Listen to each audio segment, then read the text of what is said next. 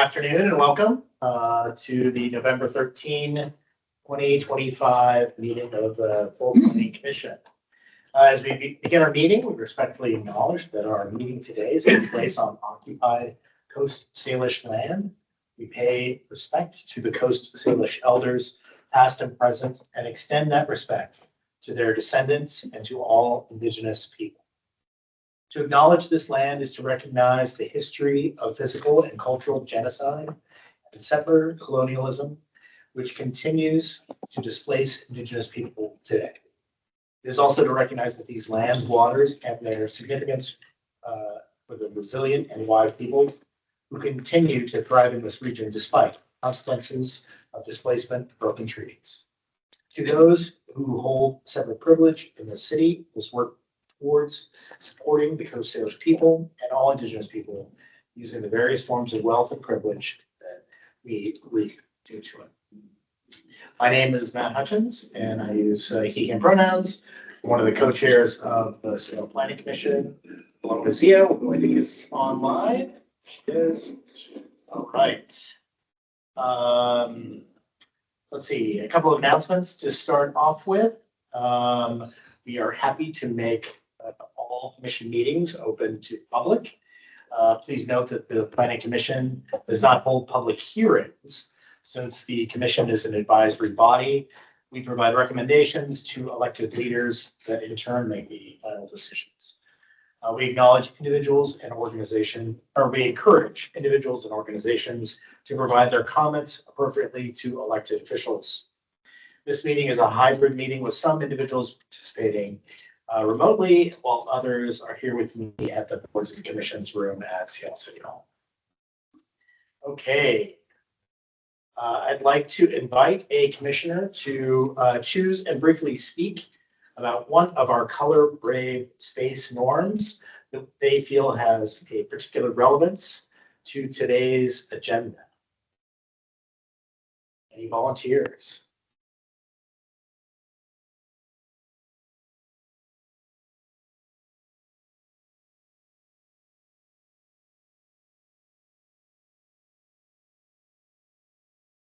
Anyone? You can volunteer. Okay. I feel like this is one that gets said a lot, but it always feels relevant. Practice examining racially biased systems. You know that our zoning is in part like rests on redlining and has created a very segregated neighbors. Right. All right. Let's see. If anyone has any amendments or modifications to the norms.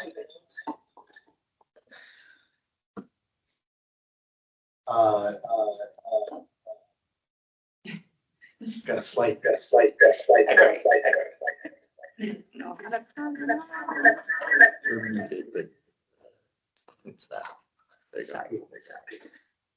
Okay, all right. Nope.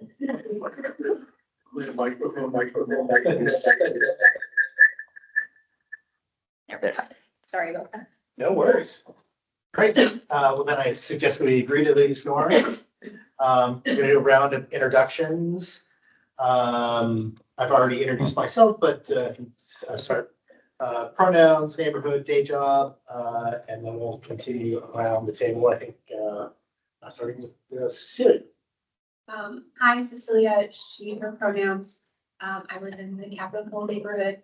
I am doing jobs right now, but I have worked in disability advocacy and also have an announcement of a new job soon. Andy Dannenberg, EDM pronouns, live in Northeast Seattle. I teach at University of Washington in public health. Michaela Daffin, she, her pronouns. I live in Capitol Hill. I work in affordable public policy planning. And is that it? Do you hear pronouns? Did I say my pronouns? Yeah. Okay, Matt. All right. Diana Quintanar, she, her pronouns. I live in the Capitol Hill neighborhood. And for my day job, I'm a multimodal transportation planner. Hello, Nick Whipple. I use he, him pronouns. I live in West Seattle in the North Del Ridge neighborhood. And for my day job, I'm a city planner on the east side. All right, going to our online participants, Zio. Everybody, Theo Alvarez, she, they pronouns. I live in White Center, Highland Park, and for my day job, I work at an architecture firm in downtown Seattle. Who's online? Maybe Dylan Margaret? G. Oh, or Dylan. Hey guys, I am on my way down there, so I'm not turning the video on right now. I'm in transit, but Dylan Glasecki, he, him pronouns. I live in the Central District, and I'm an architect and urban designer for Perkins Eastman. Somebody help me out with who is next that's online. Maybe Radhika. Hi, I'm Radhika. I'm also on my way, so I won't turn video on. I use she, her pronouns. I live in Northeast Seattle, and for my day job, I'm an urban planner. And I'll pass Great. to, I don't know, sorry, Nick? Margaret. Hi, okay, I'm Margaret Zellis. I use she, her pronouns. I live in the Fremont area, and as my day job, I am a law student at University of Washington. Matt, is there anyone else online? Rose just walked in. Hey all, Rose, they, them. I'm up north in Northgate, Licton Springs area. And for my day job, I work for Jacobs as a wetland biologist and permitting specialist. Great. Right. Staff. Are you still on the call, Robin? Robin McGonigal is our fabulous administrative analyst who supports us. She uses she, they pronouns. She lives on Vashon Island, and I'm speaking on her behalf. Olivia. Hey everyone, Olivia Baker. I use she, her pronouns, and I'm staff of the commission. Hi all, I'm John Hoy. I use he, him pronouns, and I'm also staff to the Planning Commission. And I'll wrap us up. Good afternoon and good morning, everyone. My name is Vanessa Murdoch. I too am staff to the commission. I use she, her pronouns, and I live up the short canal around the zoo. Okay.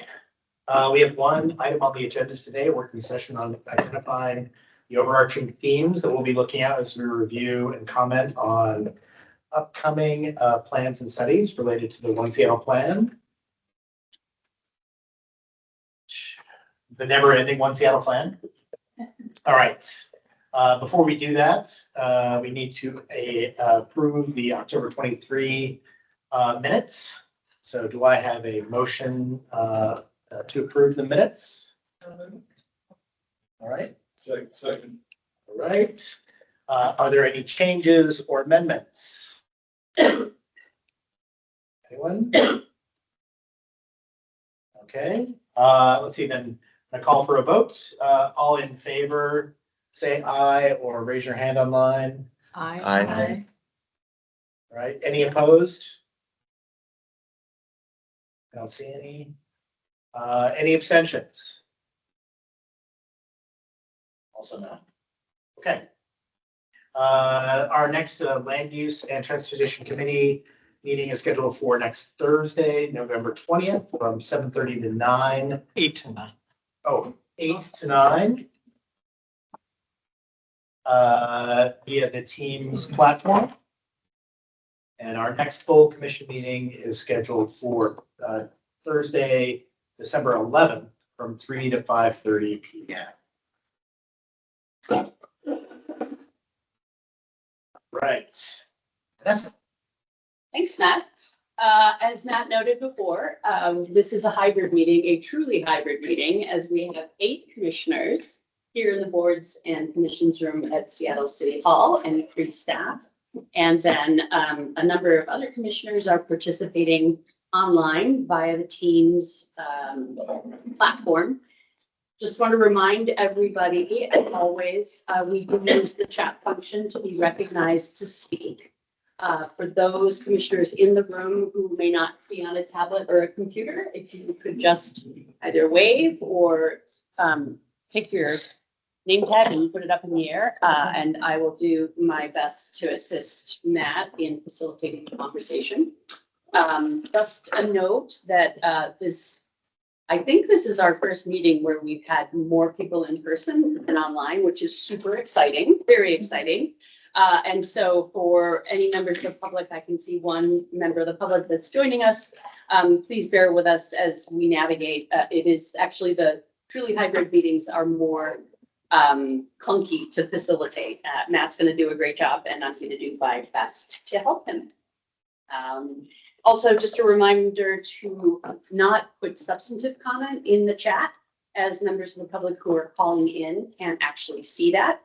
Members of the public who are joining us via the Teams platform can see the chat. So just keep the chat pretty simple, just to be recognized to speak.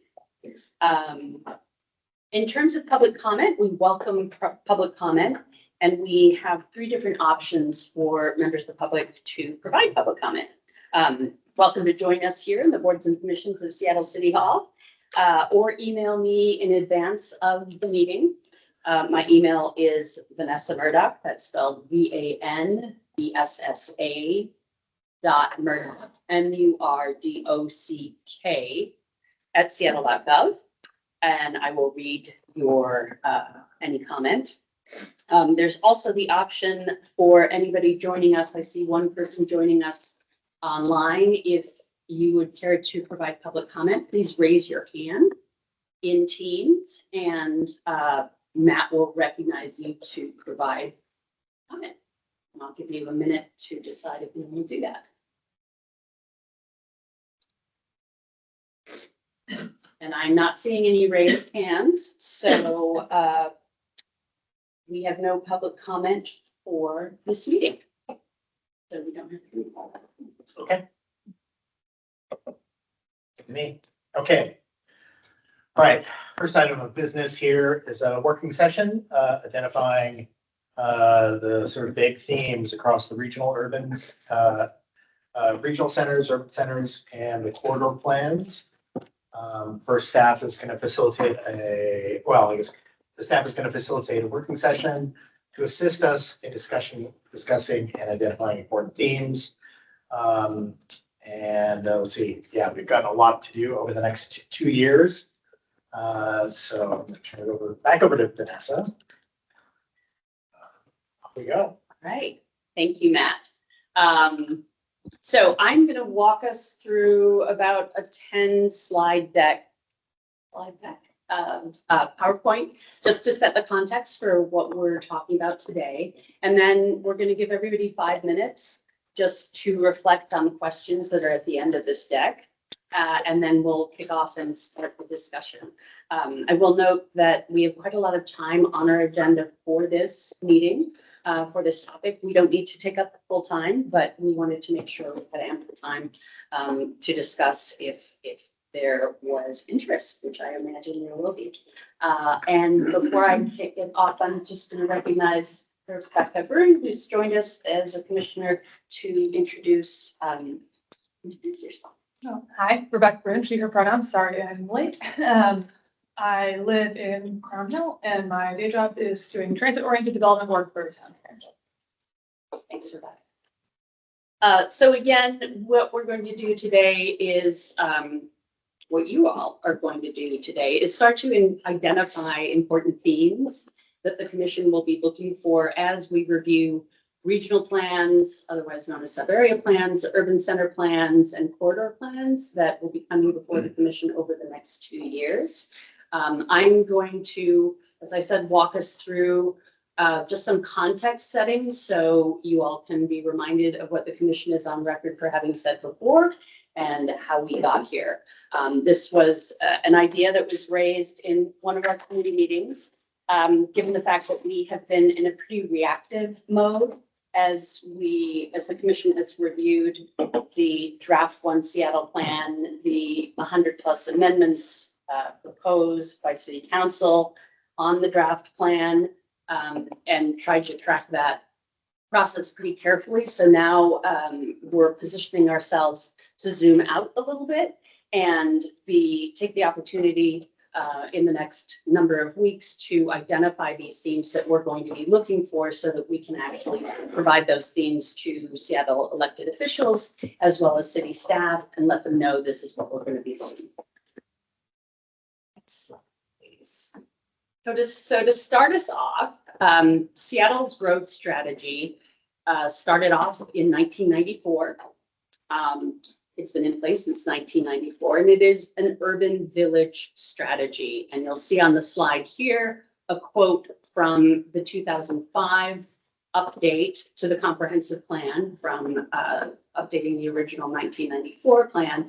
And the idea behind the urban village strategy was to focus new housing and jobs in designated urban centers and villages and industrial activity in the manufacturing and industrial centers.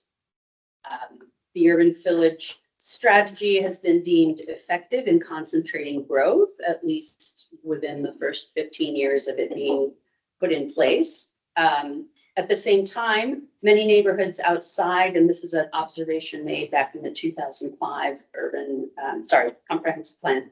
At the same time, many neighborhoods outside urban center and village boundaries have fewer housing options beyond detached homes. We saw the cost of housing soaring even back then, and it has continued to do so. And so it was noted even in a comp plan 20 years ago that affordability was an issue, and recognition that while the urban village strategy was successful in concentrating the residential and employment growth where it was intended to do so, there were areas of the city that were somewhat left behind in terms of housing options, and people were left behind in terms of options across the city where they could live, afford to live, as well as that had the kinds of housing types that could accommodate them and their families. Next slide, please. Now I'm going to move into just a refresher on some of the work the Commission has done over the last number of years in relationship to housing growth and employment growth. So in 2018, the Commission developed a report called Neighborhoods for All. And again, noting that same trend of housing is growing, employment's growing.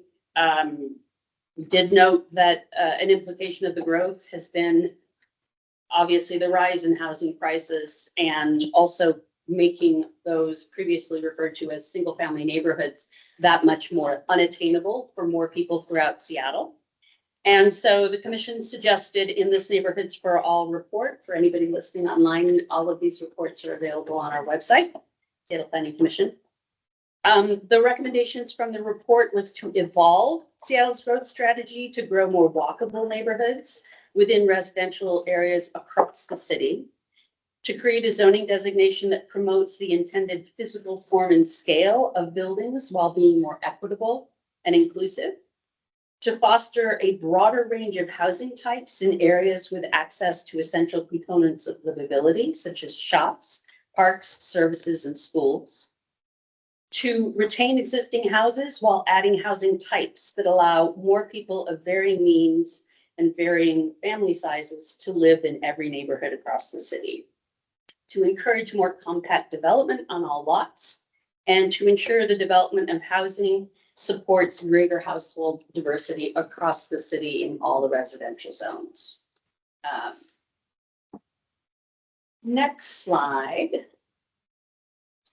2 years after our Neighborhoods for All report, in advance of the major update to the comprehensive plan that we're still talking about now, 5 years later, the Commission produced a report digging deeper into one of the recommendations from our Neighborhoods for All report, which was to evolve Seattle's growth strategy, to recognize that in 2020, Seattle was a different place than it was in 1994 when the original growth strategies focusing growth, residential and employment growth in urban centers and villages. It was a great strategy at the time that responded to the needs of Seattle at the time, that Seattle 20 plus years later was a different place, continues to be a different place. We noted in that report that urban villages have added development and invited new neighborhoods, while areas outside of urban villages have been mostly shielded from growth, despite having many amenities that would support a higher quality of life for new neighbors. This has disproportionately affected low-income neighborhoods and communities of color, where many have been priced out of neighborhoods that have absorbed nearly all of the recent development. And when I say recent development, this is as if we were talking 5 years ago. And those circumstances created an inconsistency between the city's commitments to reverse trends of racial inequity and the documented outcomes of city politics. I'll stop talking momentarily, just have a few more slides for you. Next, please. So in 2021, again, in anticipation of the major update to the comprehensive plan, the Planning Commission recommended in a letter to the mayor and city council overarching themes that you all suggested show up in the major update to the plan. And those were to use racial equity, resilience, and quality of life as central themes in the plan, to provide for reparations for inequities caused by racist policies in land use, housing, transportation, and to identify racial equity outcomes that the city desired. We also suggested a reevaluation. Once again, you'll start to see some themes here. Reevaluating the entirety of the existing growth strategy, while developing and evaluating bold alternatives, such as the 15-minute city framework that meets the challenges of housing affordability, as well as starts to address the climate crisis. At a minimum, the commission recommended considering creating new and expanding existing urban villages, updating urban village designations to include more uses and housing types, and to encourage a greater quantity and variety of housing types in which were at that time still named single-family zoned areas. Also recommended to further increase accessibility in the built environment through consultation with the disability community, to explore goals for land use code changes that equitably promote public health and reduce racial inequities in health outcomes, and to seek guidance from and consult tribes in the region on Indigenous land management, engagement, and deliberation practices, to expand transit and establish a hierarchy for modal plans that prioritize more efficient and equitable transportation choices to reduce reliance on automobiles and to improve safety and reduce emissions. To explore and leverage opportunities to repurpose the public right-of-way as an urban open space, and to embed climate actions drawn from the Environmental Justice Steering Committee and the establishment of the Seattle New Green Deal. Next, in 2022, this might be a little more familiar to all of you, especially more the recent commissioners who have joined. The Planning Commission developed 4 issue briefs, again, building off the recommended overarching themes that we had articulated in our letter in 2021. And we broke those down into 4 big categories. Once again, updating the growth strategy, proactively addressing displacement in Seattle's comprehensive plan, repurposing the right-of-way, and supporting affordable housing in the comprehensive plan. These issue briefs were shared with the mayor, with the elected officials, city staff, as well as posted on our website. You can see them there right now. And moving on, we're getting out of the context and now into the proposed One Seattle plan that was transmitted by the mayor in May of this year to the city council. You'll see the different kinds of the future land use map that is on the screen right now. Regional centers, sorry, there's a mistake there, not previously referred to as urban centers, but urban centers that were referred to as urban villages, neighborhood centers, which are a new place type, and urban neighborhoods. Those urban neighborhoods you see on the map in yellow, and those were previously referred to as neighborhood residential and previous to being referred to as neighborhood residential, they were single-family neighborhoods. So in part, in response to our Neighborhoods for All report in 2018, one of the city council members at the time, Teresa Mosqueda, proposed renaming our single-family neighborhoods to neighborhood residential. That was one of the recommendations in the Neighborhoods for All report. So just as I was putting sort of this snapshot together to present to you all, it was heartening to see consistency in themes across what the Planning Commission has put forward. And also very heartening to see some of the changes that we have recommended start to show up in the current One Seattle plan that is slated to be adopted by City Council in the middle of December. Next slide, please. So as we look ahead, based on everything that I just threw at you, we will be looking at a variety of different draft plans, as well as associated environmental review, as well as legislation. So the first of which will be corridors and centers. We will see that legislation. It's being transmitted to City Council sometime in December, and it will be introduced, at which point it will become public in January. So that will be the first piece of legislation we will see. Regional centers, also referred to as sub-area plans. There is work underway to develop those in downtown Northgate, First Hill and Hill, South Lake Union, Uptown, U District, and Ballard. The order in which which those plans appear on the screen is the order in which they will be developed and will be available as drafts for our review. Sometime in the middle of next year, we are anticipating a supplemental EIS that will address proposed upzones in regional centers, urban centers, as well as changes in capacity and zoning in neighborhood centers that were docketed in the fall by City Council, but not included in the plan that will hopefully, the One Seattle plan that will hopefully be adopted by council this year. So I'll stop in a sec, I promise. Next slide has some questions for you all to contemplate to guide our conversation today. And these have come up in conversations at various committees. What are the components of a 15-minute city that we want to see? How can we connect the various place types? How do these places grow and change in response to who lives there now and who is coming? What has worked about the urban village growth strategy over the years?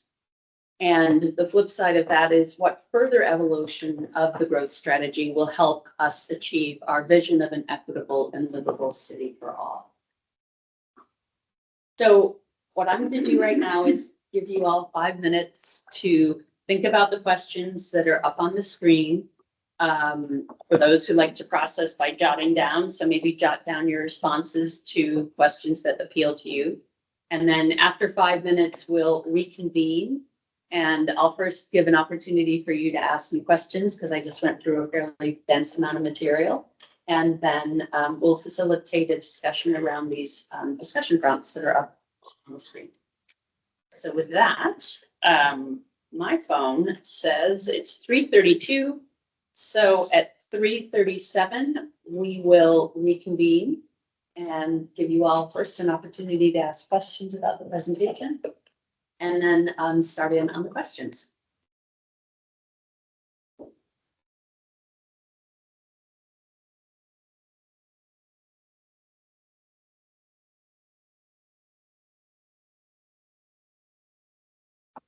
And for those of you who do have a computer, both at home or in your office, wherever you are, all of the documents that I referenced are on the Seattle Planning Commission's website.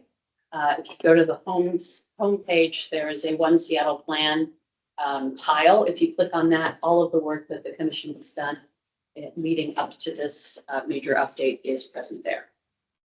Is there anything you can post these questions in the chat? Sure.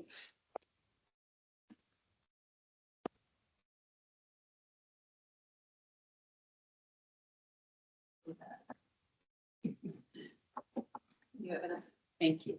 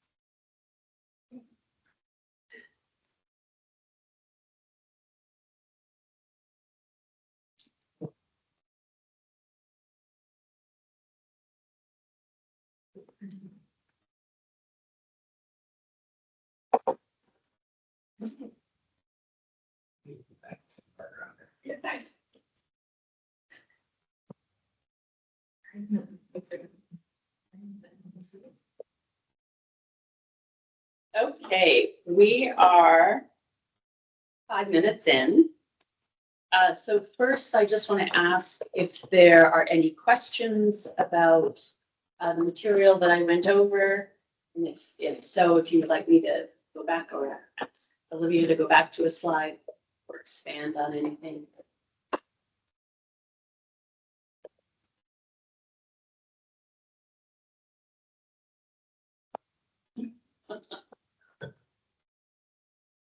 Okay, I'm not seeing any questions.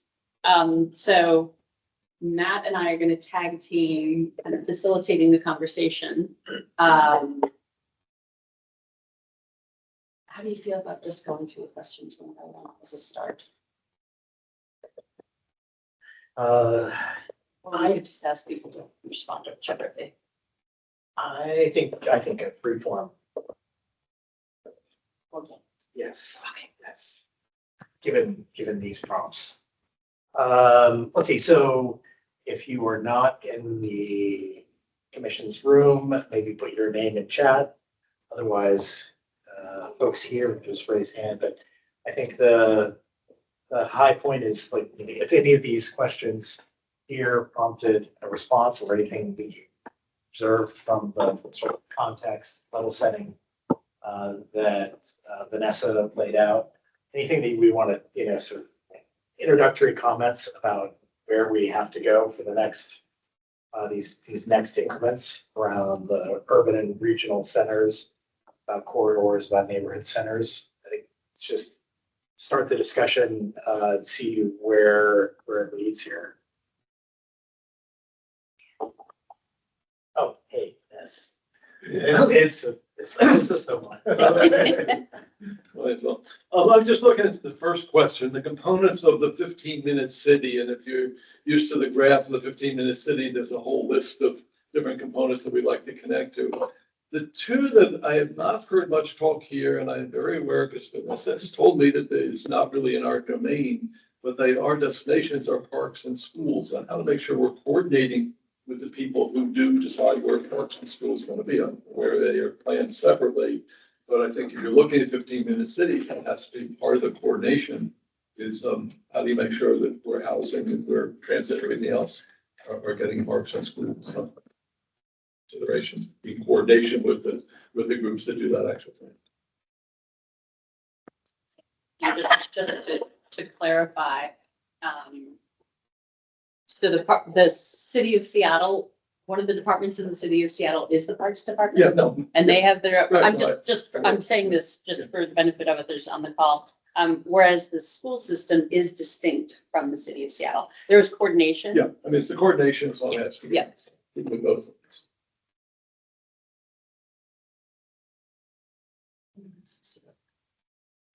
Go ahead. I don't know where to start, but I guess one thing that came up, and it's been just a common discussion, is been a lot of concern about the center's strategy.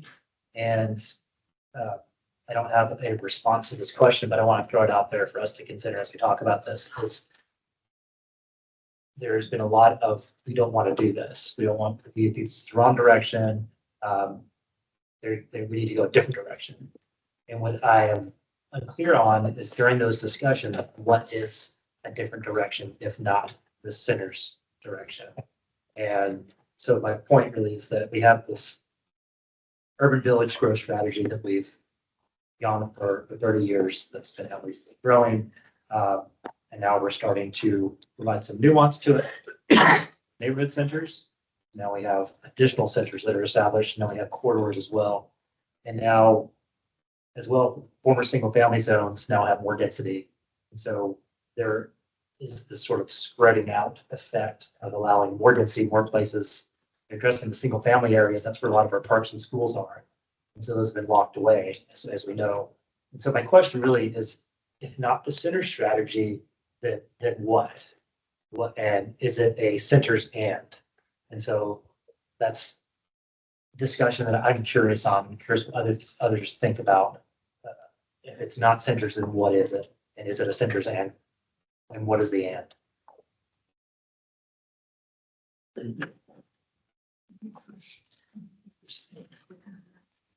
Rose has a comment. Yes. Yeah, so maybe just starting with a response to Dylan.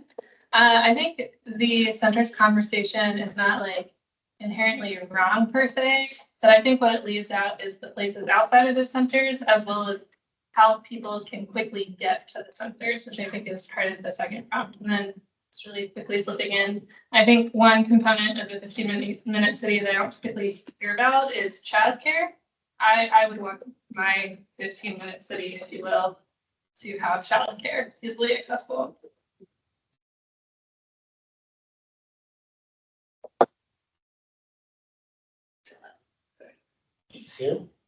Hi, Cecilia. I think that one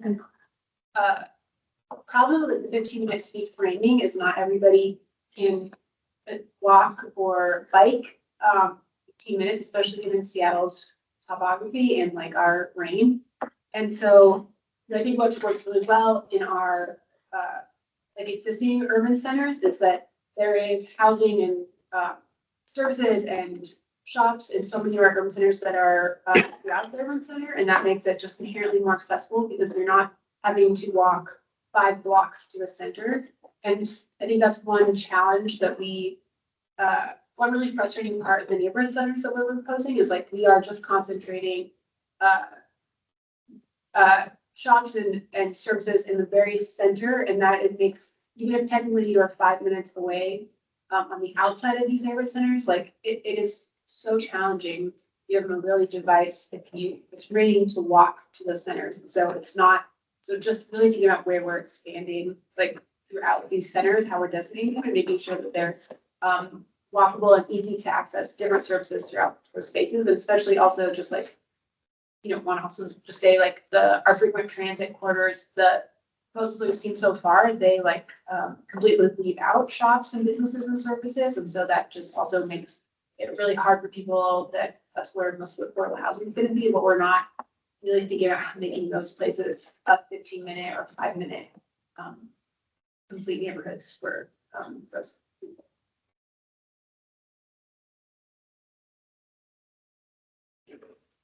Thank you. For, I guess, the 15-minute city piece, I agree with a lot of what's been said and think about childcare too. I'm fortunate to live in an area where I can walk my daughters to their daycare. That will be displaced by light rail if light rail to West Seattle is built. But yeah, just the idea of having the daily needs that are close and that we are making sure that, we have those local serving grocery stores, which we've got a briefing on about. There aren't many in the Del Ridge area, for example, and that just kind of the everyday needs are in every neighborhood, and that there's a broad mix of housing, that there's parks, there's libraries. It's got all the components that really make it a place that people want to be, and then people can get there too. So the transit access is good, it's frequent, it's reliable. And thinking about the past work of the commission with the repurposing of the right of way, I think about that a lot as well. Having streets be designed more as public space and really the city leveraging those as an important asset that can really help deliver on a 15-minute city strategy, I think is also really important to think about. That's all I have for that first question. Thank you. You're doing a great job. I agree with everything I've heard. I'm probably just going to say things that I've already heard in a different way. I'm one of those people who is lucky enough to live in an urban village that maybe I live in a urban center. I don't know. But I'm able to live without a car, and I live a really great life without a car. And I am not sure that there are that many places in the city where you have all of the right ingredients in order for that to be viable and a long-term option. And if we think about a city where we grow more people, while we're also addressing our climate change goals, and we're, reimagining how we're using our right of way for things other than just cars. We really have to think through how we create more different neighborhoods and within the centers. But I think the thing that sometimes I'm struck by is looking back at the future land use map. I'm wondering if staff could go back to that slide for a minute. And it's Vanessa, are you the one in charge of the slides? No. Okay. These are the centers that we're talking about today. All of these things shaded in purple and blue. And what are not covered in our centers plan is the vast amount of square footage that is connected by nothing but more urban neighborhoods. It's just all of this lower density development. And so how do people get through our centers or to our centers through them? How do we ensure that we have more complete neighborhoods even outside of the centers? And how do we, that's more a lot of what I'm kind of worried about, but I also see this opportunity with our center strategy to funnel more growth and more of the services and create the right mix of retail so that you actually can walk to a doctor's office or get your teeth cleaned or and then stop by and get a coffee and then pick up a gallon of milk on your way home from your services that you have to or take a short bus with you. And I think this topography thing in Seattle is like a seriously real barrier, particularly for people who are rolling around in their wheelchairs, but for everybody as well. And I think it can become so easy for us to look at a flat map, like, oh great, this is like 5 minutes from a bus stop. But if you're not thinking actually about the user experience, you may end up designing a city that doesn't work for people because it's not accessible in easy and convenient. Okay, you can go back to the questions now. Okay, Rebecca? Deanna's ahead. Oh, yeah, sorry. I think regarding the question that poses, who is coming? Something I would really love for us as a commission is to get a perspective and insight on the demographic trends from now till for the 20-year horizon of the plan. I think it's easy for us to try to continuously imagine what it is right now, how it feels right now. But the reality is that we would benefit from an analysis that truly puts both, the analysis of place with the perspective of these trends. So we're making decisions for people that are being born today and literally are going to be in the workforce and with families and who aren't even born. So how can we kind of make sure we're centering future communities and where this growth is headed? And I think this, is kind of hand in hand with understanding some of the real estate dynamics that I hope we can also imprint in our analysis, which is where do we see the, housing supply and kind of the transformations that the plan is intending to incite happening first, second, and third, because that should also inform which corridors should be, prioritized for transportation, which, where are we going to see the majority of this growth happen first, second, and third, almost like a heat map, right? Because I think it should also inform how the levy gets invested, like everything else. So prioritization vis-a-vis demographic trends. I'm sure Radhika would have fantastic input around some of these thoughts just from your experience and the work that you do. But I did want to bring this to light because I think one thing we want to center for 15-minute cities is aging in place. We want to age in place. That's kind of what we're trying to achieve. And to do that, we need to understand these demographic trends. I have more to say, but I'll wait for the second round. Okay. Yeah, I kind of circling back on what Nick said earlier about the right of way and things like that. To me, it's the center strategy in 15-minute city. I think it's okay if we don't have, if we have different place types in the city, right? I think we all agree that that's an okay thing to have. We don't have to make every area of the city into the center if we have ways to access those centers as destinations, right? Like a retail shopping experience is different than a supermarket, right? One is a basic need and one is like kind of a nice to have of whatever, what have you. I'm not going to make assumptions for how people shop, but I think a big part of this for me is the transit piece, right? And the right of way piece where we cannot, honestly have the discussion of having these different types of place types and having a lot of our growth centered in these very few areas without ways to get there that are minimizing personal vehicle use, unless we plan to build a lot more parking for people to get to these places. So I think differentiating between, okay, what do we want to see all around the city in our 15-minute city little module? Where is it okay that some things don't exist, right? Looking at that walkability map, there are a lot of places that are single family neighborhood residential, whatever the new name is that I forgot, that don't have a lot of those amenities on the walking map. And those are, waterfront areas. They are, and that's good for them, but there should be ways that we're focusing on those connections. I know we're getting to that, but it's hard for me to kind of separate the two. Without, if we don't have ways to get to those places, then we have to make every part of the city into those places. Like that is where my mind goes with that.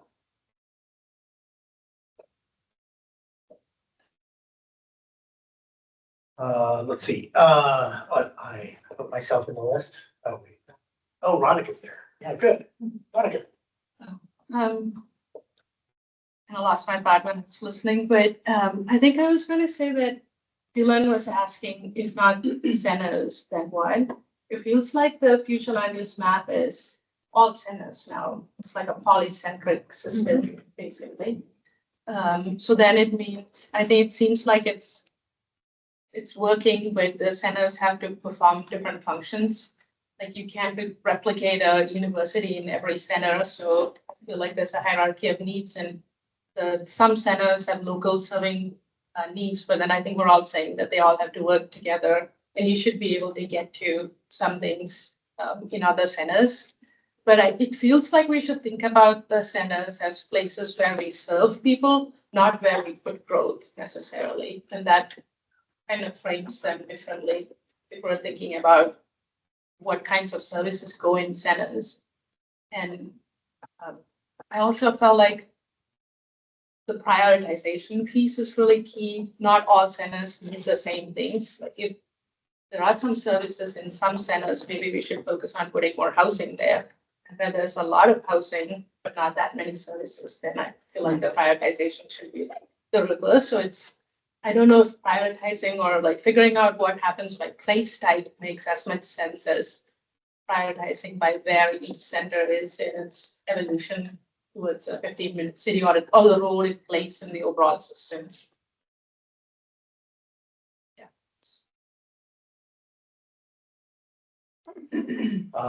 Okay, I think it's now. Okay, all right. I've got it. Got it. You got it? Okay, okay. I don't know if I shared this, but I did just do a study of what's now possible in neighborhood residential using all the incentives, and it's honestly, it's equal to LR2. So the idea that that we'll be able to see 4-story, 12-unit apartment buildings that have a childcare center in the first floor is completely viable under the new zone. So there's a lot of opportunities there. I almost feel like with the late breaking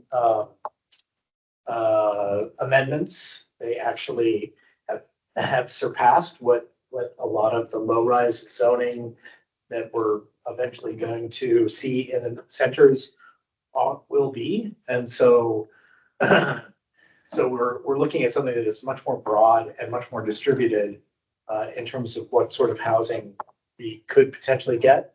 And that's great news for accessibility, because the ground floor of every one of those apartment buildings is more accessible. And there's an incentive for any type A unit is essentially free. It's free from FAR, lot coverage, or density, which means we could potentially see buildings that have have much higher FARs and lots of units that are all 100% accessible.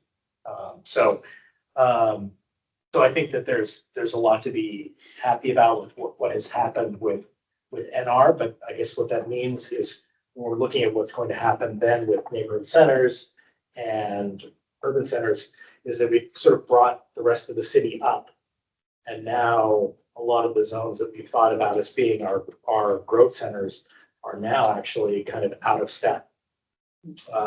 So thinking about how do we, like, what's the next step for all these other places?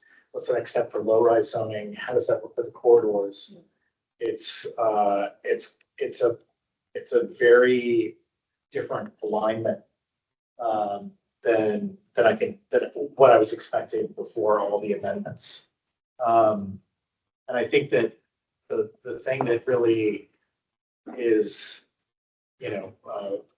thinking about this as a polycentric city, not only we have we have all the old urban villages and we have all this, the second layer of neighborhood centers. It's really the connective tissue, the corridors, but also just the nitty gritty of getting between them that is going to be key to our climate response and everybody's livability. So I would really want to focus on how people get around within the city center to, small center to small center, as opposed to and from downtown.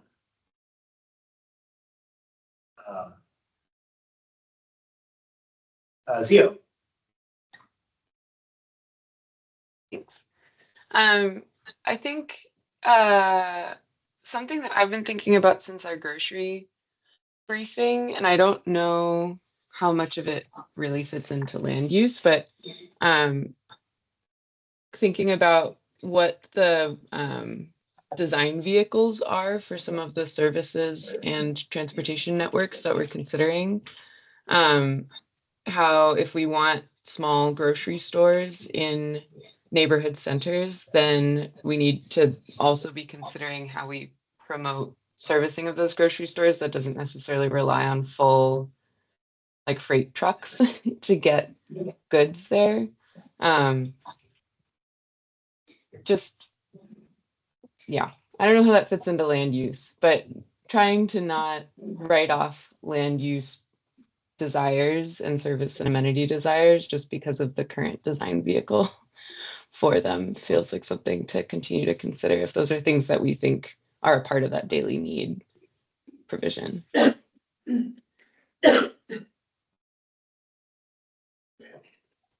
Margaret?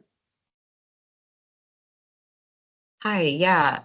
So building off of just some of the other comments that other commissioners have shared around the 15-minute city, something that sticks out to me is when we think about, and it's kind of called out as well in the comprehensive plan update series, is the central tenet of engaging residents to help identify some of those priorities about what they want to see and where.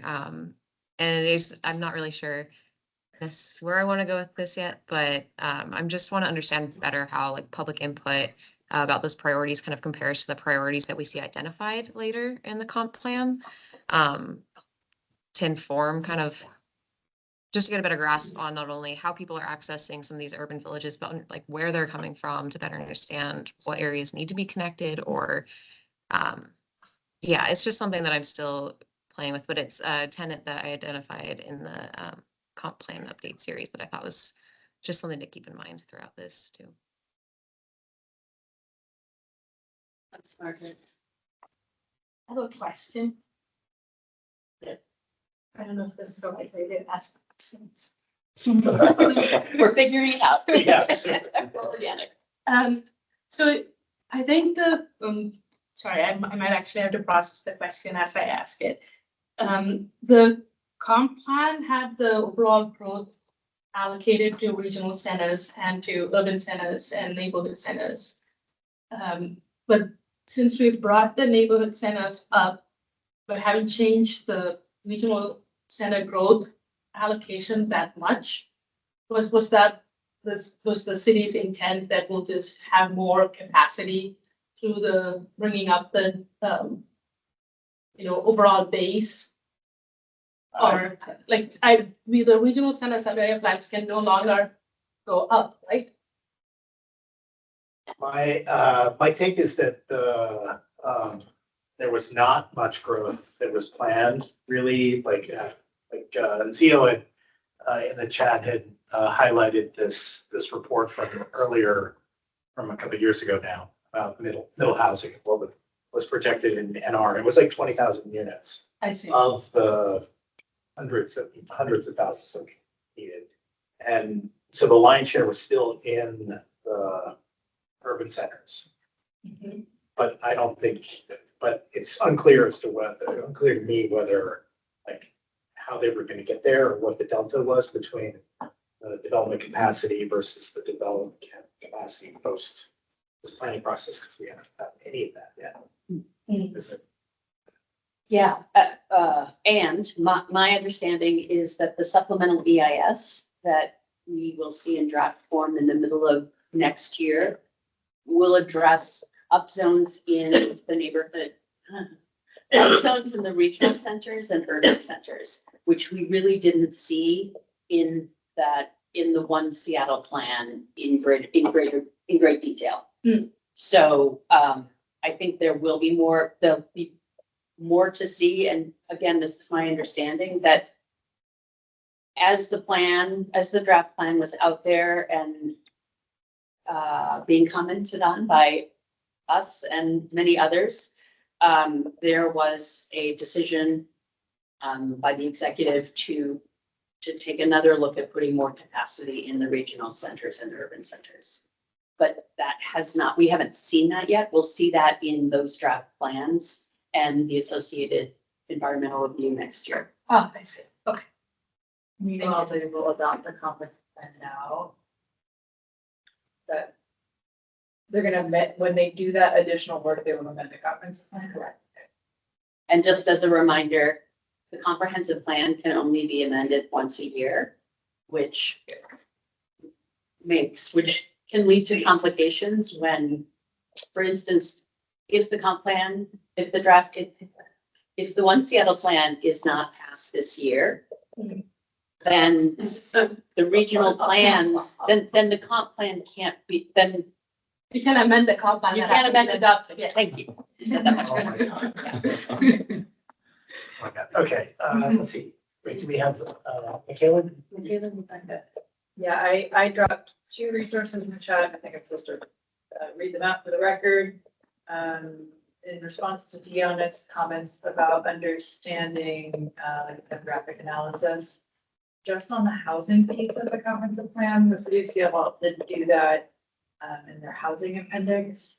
And so I dropped a link into the draft one Seattle plan housing appendix.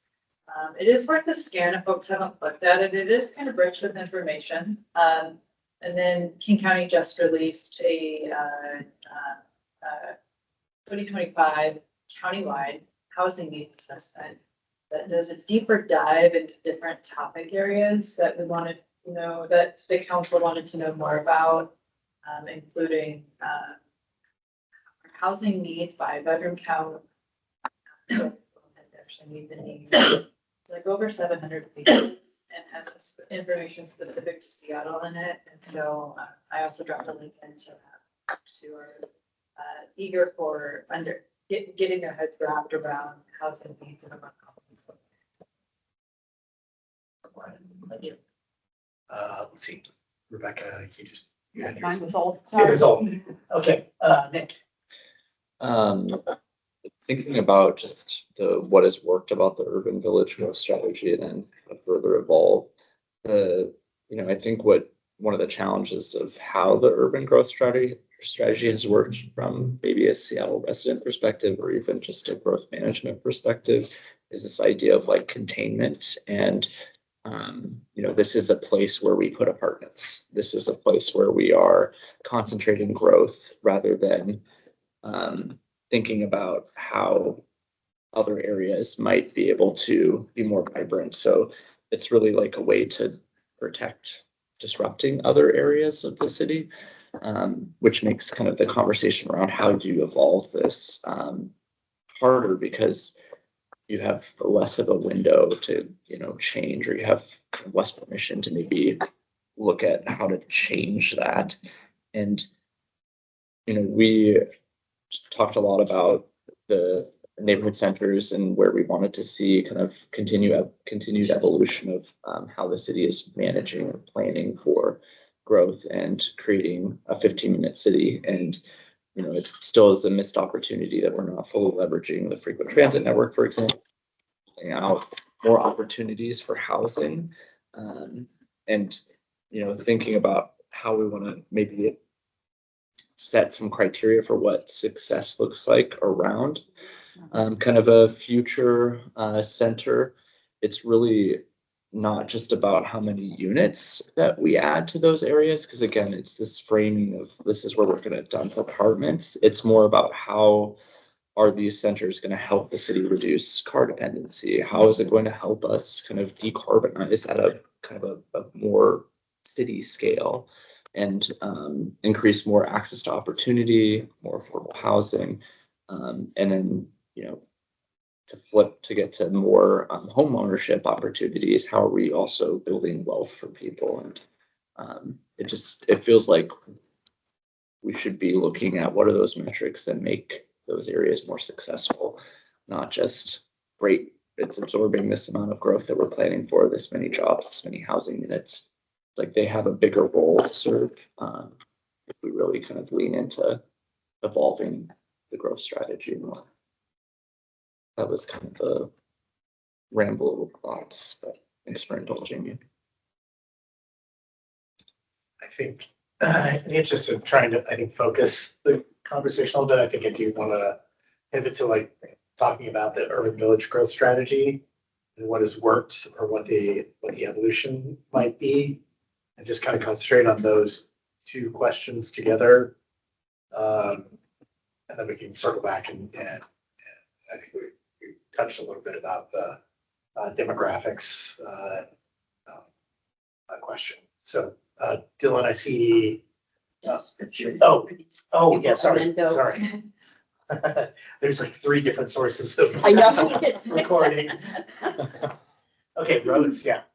Yeah, so really quickly before moving on, I haven't seen a lot about like where major hospitals, but also like localized clinics are in relation to places. And I think that would be something also important to consider, because when we think about affordability and accessibility, something I think about is like how astronomical like emergency services are like in cost.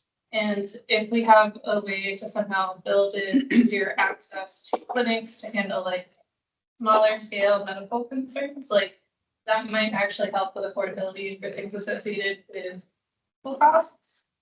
And then as far as, cultural connections and addressing displacement, I think one of my other concerns that we've highlighted in some of our papers is how do we keep people who are being displaced connected to cultural centers effectively? So it's not necessarily, kind of like Radhika was saying, it's not going to apply necessarily to every single center, but there are ones that I think we need to prioritize to make sure that they continue to be accessible to people who need to access what's still there.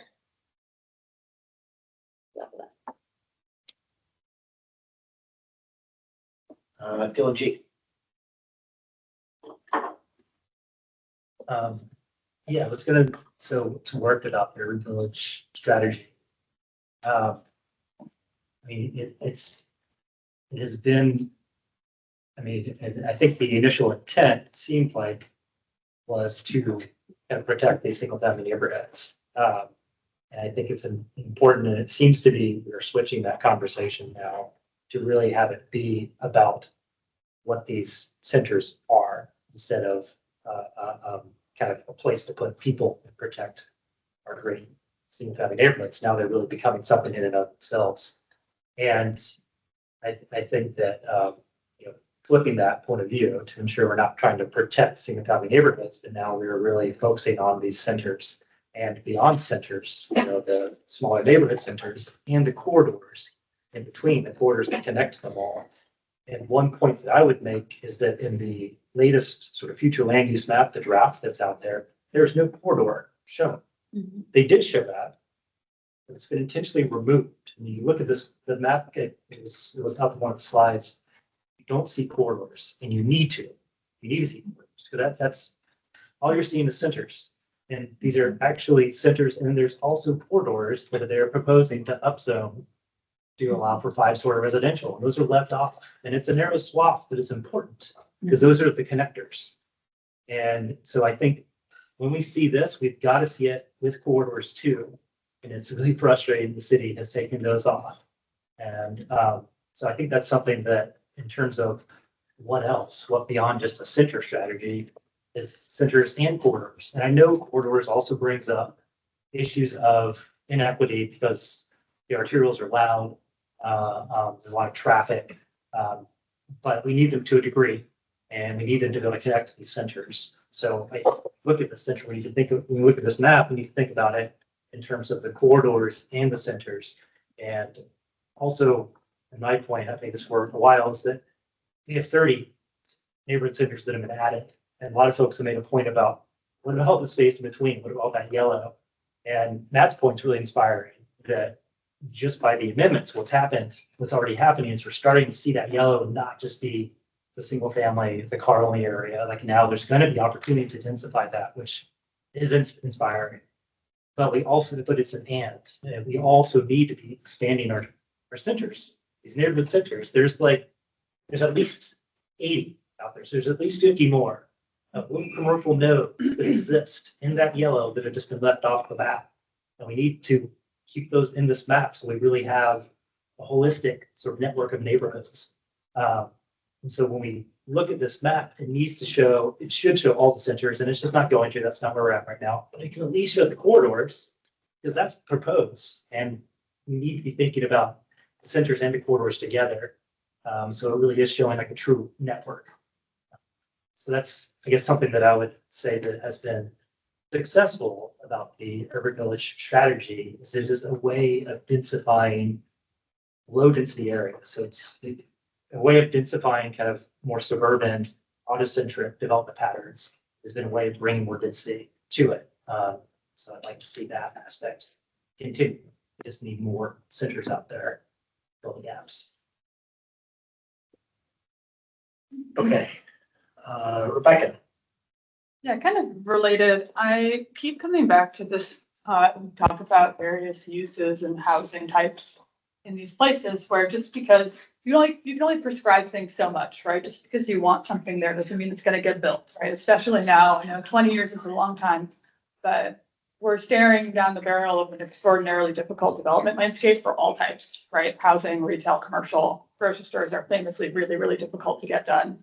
Affordable housing is almost impossible to get done now. And so getting really granular about specific use types in specific locations is kind of a losing battle because you can't guarantee it, right? And if that's the key to a center success and it's not there, or even a neighborhood success, then it's kind of a false hope to just be like, okay, we think there should be a grocery store here when we're done, because there might not be one. One might not get built. And so for me, the success of the center strategy only really works if there's way more of them, at least in, the kind of short to medium term.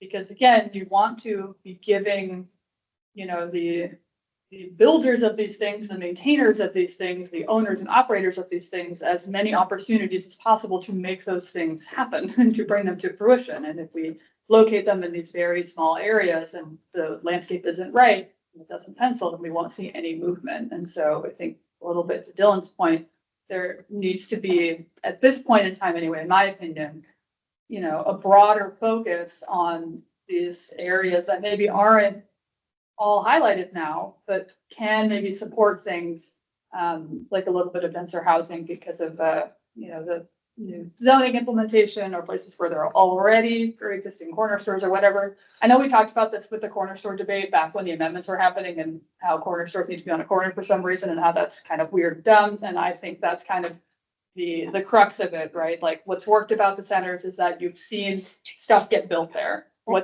That changed. It did, yeah. But before it changed, it was like a sticking point, I believe, where people were, I think, understandably not understanding why it had to be on a corner. And that did change, which is good. But what worked about the centers is that stuff got built there. What's going to stop working about it now is that it's getting harder to build stuff there. We need to be building more stuff. And so how do we, if we stick to the center strategy, and this is how it continues to go, how do we increase the possibilities and potential for stuff to actually happen in these places without, clogging up what we hope would be a development pipeline. Yeah, I think that makes sense. I'm not totally sure. Okay. Zio has one last comment on corridors. Yeah, sorry, this is going back to Dylan's point, but I think we've expressed in the past a concern with the corridors because of the inequity of putting more density of housing and therefore more affordable units solely along frequent transit corridors. I think it's worth remembering, or I think everybody in the room knows this, but I think it's worth stating again that often our frequent transit corridors are also just quite busy major streets.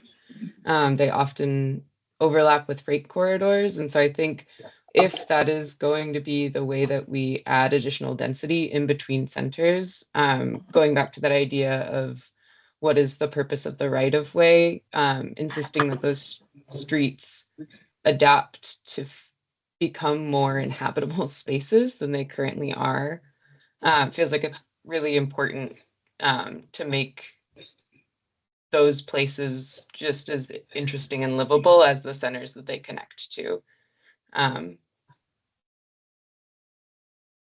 Thanks. Thank you, Zia. Brief. Very brief. I hope that as a commission, we center that corridors, if we think that corridor growth and the corridor growth is maintaining the status quo of our mode shift, we're dead as a city. We must push that. I don't see a problem with the corridor strategy so long as the mode shift they enable is 70% sustainable transportation, 30% cars. If that is the case, we have clean air on those corridors. We have equitable transportation for those corridors. We have sidewalks with space for trees. So the key here is efficient transportation, which is people throughput through those corridors, should be heightened. We need to make sure that the goal that the STP established is an ambitious enough goal, 65% to sustainable modes. That's what the STP established. That's a good one for 20 years. That's what they claimed. We should hold it to that by corridor, not just citywide. We should make sure that what the form and function of that street enabled truly 70% of people taking transit, walking, and biking. If that happens, we don't need to worry about the consequences we've been struggling with the corridors, because then those streets would be livable. All right. Preach. We're gonna, I desperately want to say something, but okay, all right. Let's see. I want to just pivot to make sure that we talk about the urban centers and the evolution of the growth strategy. Where do we see the blind spots? Where do we see the potential things that we anticipate are going to need to happen in order for those places to continue to evolve? It's been essentially a blind spot, in this One Seattle plan. There's just a placeholder that, oh yeah, we're going to work on that later. And now is our chance to get in front of changing those place types, and so I want to get all of your opinions on what we think is missing there, and what are the sort of things that we should be pushing in order to make them better. Would you go back to the slide with this one? The regional centers, or is that just a screenshot? I recommend taking a screenshot. right. There's one idea I made. It says corridors. It just has after this. Oh, different. After this. The last one. The last, yes. Sorry. This one? Oh. The regional center. Yeah. But we're talking about all of the place types. Talking here about what do we want our strategy to be, the regional centers, urban centers, neighborhood centers, not neighborhood centers, but Yes. just regional centers and. Wait, what? It's all the blue on the last map. What did you say, Michaela? I missed it. We're not just answering the question in relation to the regional centers as to here on the slide, but we're also answering the question in relation to urban centers. Yes, and not neighborhood centers. Not neighborhood. Because I feel like a lot of neighborhood centers, and I'm not going to say that ship has sailed, but some of those ships have sailed. Whereas we will be seeing draft plans for the regional centers, and I believe in the SEIS in the middle of the summer, we will see environmental study on greater density in the already existing urban centers. So I think what Matt's suggesting is that we talk before we see those plans come forward and what do we think is missing and what do we want more of? So we can be more proactive in, as you are drafting up your regional centers and fine tuning your urban centers with greater density, these are the considerations we want to move. Yeah. So Okay. will we see urban center plans too, or? I don't believe we'll see urban center plans. I think what we will see is environmental review of greater density in existing urban centers. Or you don't think that we're gonna see a change in the future land use map that says this goes from NC 65 to 85? That wouldn't be in the future. That'd be zoning. I mean, That would be zoned. So we will Yeah. see zoning for the urban centers, Okay. but they won't be presented as a plan. Does that make sense? Yeah. So the plan, the comprehensive plan, it's the zoning is the implementation of the comprehensive plan. So the urban centers that are articulated right now in the One Seattle plan, the implementation of that will be through zoning that is now going to be greater density than it was imagined to be about a year. Yeah, Already so- added. The ones that were added were already added. The ones that were expanded were already expanded. That was part of the future land use map. Yeah. That Right. was part of the One Seattle plan. So the boundaries were established. Now it's what happens within those boundaries. Exactly. Right. So that's the implementation, the zoning. So how would we know how the connections across these centers will work? Because the STP did not have neighborhood centers. Or will the STP go back to, no, won't go back. That's a great question. This is exactly the sort of thing that we need, like, where are the blind spots that we need to highlight for OPCD and policymakers? That really, like, because it has proceeded in this fragmented sequential, 2 steps forward, 1 step back kind of way. Yeah, so it feels like we're saying that how you get across the centers is important. And if you only study the zoning within the centers, maybe, I don't know if the EIS also considers how you connect them. No. I don't know. Never. We're seeing a plan in December though for corridors and centers. And Okay. and it won't be a plan, it will be zoning. Without a plan. Well, the plan is It's the one the that's in the comp plan. Yeah. Sorry, I'm sorry to be so dense, but I thought the One Seattle plan did not have corridors in the blue. Well, so my understanding of the plume is that historically, the future land use map only has place types. It doesn't have the connective tissue. Oh, I think Dylan brings up a really good point. Like, in order to understand the future land use map and how these uses are going to interact, you need to know how they are going to connect. But historically, in the comp plan, and I don't know if it's a rule, but the future land use map only shows place types. It does not show connectivity. so it'll establish a land use designation that can support corridor zoning. Is what you're saying, right? So this neighborhood residential can support corridor zoning. We can only go up to that. Right. They're gonna upzone a half block Mhm. either side to LR3. On I all the corridors. It's the brown color. It's only the frequent transit network. Yeah, but most of which is already through existing centers. So it's just essentially the pieces of the frequent transit network that aren't already running through centers is these like upzone corridors. And I think they moved away from calling them corridors and called them frequent transit network. But I don't think it's true. It's not, it's not a separate place type. I think I get it, maybe 80%. I'm less than you, but yeah. Yeah. Because right now it looks like there's islands of density, but then neighborhood residential between. But what we're saying is that neighborhood residential is a land use designation that would enable higher density along corridors. It's just not transparent because it's not really on the future land use map. Correct. I think what Okay, so I'm Olivia- at 70% with you. Yeah, Okay. this neighborhood residential sets up the future land use designation that can support corridors, especially in places that are outside where the FDN is outside the center. Okay. If I understand, all we need to do is show the frequent transit layer on top of that map, period. And that will give it to us. That's it.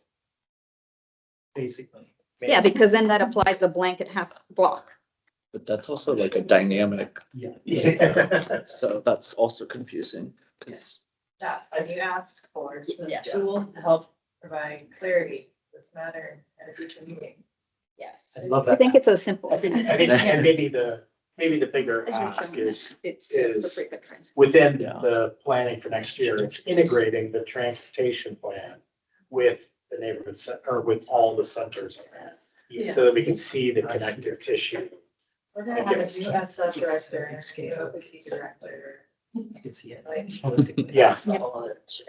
changing the STP or like, asking for changes to that. I think, Just we do a bit of a reset because. Yeah. Michaela has her, yeah, Deanna has her. well, it was my, yeah, and I put it in the chat since Liz was Okay. falling. And yes. Okay. So I want to make sure no one gets left behind, but Okay, we're kind of reforming for those folks who are it's just, yeah. online. So right now on the list, we have Michaela, Diana, anyone else? Just so we, just for the comments on the blind spots that we need to be addressed in the centers. Put to the point one. Okay, all right. Okay, all right. Okay. I wish I had done more prep work on the question, because I'm sure there's a more specific answer that I would offer.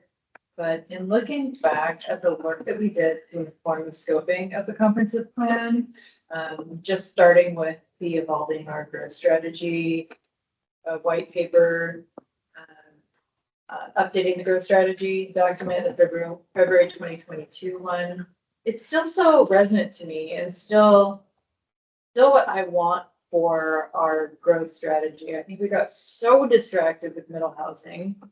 And we lost sight of some of the bigger challenges that have sort of gripped our urban village growth and our transit investments in those areas and our ability to maximize affordability next to those transit investments and to create a sense of place and community connection to our public realm.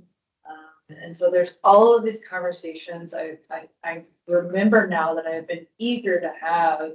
We really need to have a conversation about, which is where we're directing most of our growth in the future for this residential growth in the future and all of our job growth in the future. And so I feel like we entered into this comprehensive plan adoption phase without really having a serious conversation around the most critical needs of growth in these pieces. And I'm excited for those conversations. I did a lot of place-based work in Capitol Hill, and the city stopped doing for reasons that I understand and support neighborhood planning a long time ago. And meanwhile, a light rail station came in Capitol Hill, and we're kind of trying to advocate without a real clear strategy for or clear policy direction for how to make decisions in the neighborhood. And so I'm excited. Let's not lose sight of things like climate change. Let's not lose sight of how we're doing this in a way that we're actively addressing and mitigating displacement current with these decisions. Let's have a different conversation, a new conversation around what heights we should be accepting in these urban villages. Communities like Capitol Hill are sort of already maximizing their potential to be able to use incentives and other tools to meet community priorities and develop, because they were sort of already at that limit of 502. Where has this conversation? Where are we on indigenizing our comprehensive plan in our city? As we do this, how are we creating a city that creates a cultural sense of place for our urban native population, the tribes who were here long before white settlers were. And how are we doing this in a way, again, where we're not just engaging communities, but bringing their priorities forward in the final comprehensive plan. And those communities are not normally the ones who have the time or capacity to show up at City Hall and call their council members. So just in conclusion, we've done a lot of work on this already, and let's go back to it because I think we were doing some good things.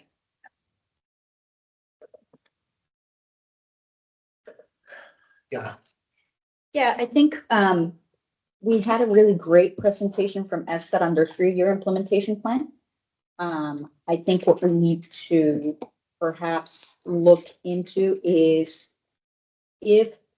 I don't think so, but if the plan, that 3-year implementation plan they presented, Megan Shepherd and Sarah, what was her name? Sarah Strand. Yeah, Sarah Strand. We can look to see if there was in the 3-year implementation plan anything about reevaluating the comp plan with STP. Maybe there is already, so we should look there first. If not, it should definitely be something that they already had council approve their 3-year implementation plan, right? But revising this for the upcoming, the next opportunity for SCP to have some kind of update, it should reflect that. That should be something we should just make sure to request with regards to how to overcome that blind spot. It's kind of more in that through that avenue, I believe. I also wanted to make sure that for these regional centers, again, from my lived experience in Mexico City and having lived through 2 major catastrophic earthquakes, I would like us to think about how our approach to how we're prioritizing growth in the regional and urban centers, provide a resiliency lens around what is it gonna, how can these communities be built to overcome a major earthquake?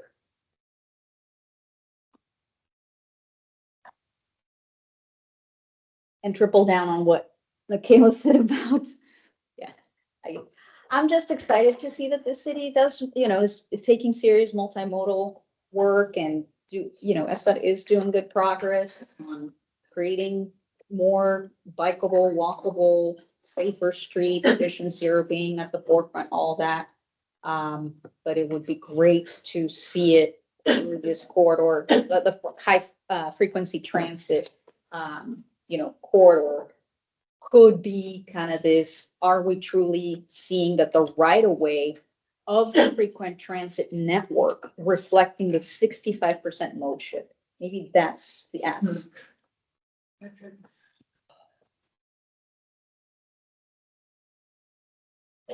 Dylan.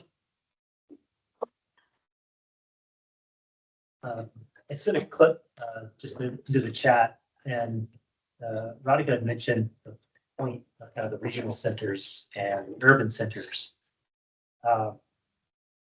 And I'm curious, and we'll see what happens when they propose zoning changes. But right now, they have a lot of capacity, and I'm just curious to see if there's added capacity, and if it's not about adding housing, then like Radhika was saying, should it be, and is it more rather about like what are the services? How do these areas really serve everywhere else? And what are they going to, if they're not looking to upzone for housing, what is the study about? And so I'm just curious what it is, how they see these centers. If they're not going to be adding more density, then what is the study? What are they looking to do in terms of how they support the other areas? And when you look at what's being added in the neighborhood centers, in the urban neighborhood, which is the corridors, I mean, there's a huge amount of additional capacity. I mean, it was, I can't even do the math, but it's like 5-6 times current capacity what they're projecting, and it's a lot. And so I'm just curious how the regional centers and the urban centers support that growth outside of them. And it gets right back to the mobility, importance of mobility. And it seems like a gap in terms of how are you going to be moving all these people into the regional centers, into the urban centers to get their services if you're moving them all out further areas. So that mobility is key. And there was one last thing I'll say is that when SDOT did their presentation to us, they mentioned there's a street type. And I can't recall what it was, but it was a kind of a main street type. It started to get at that right of way and creating a street that was more than just moving people through it, but also creating a place. And I can't recall what that was. And I'm going to dig into that. But yeah, more conversations with SDOT would be appropriate as to how they're fitting into the regional center and urban center studies.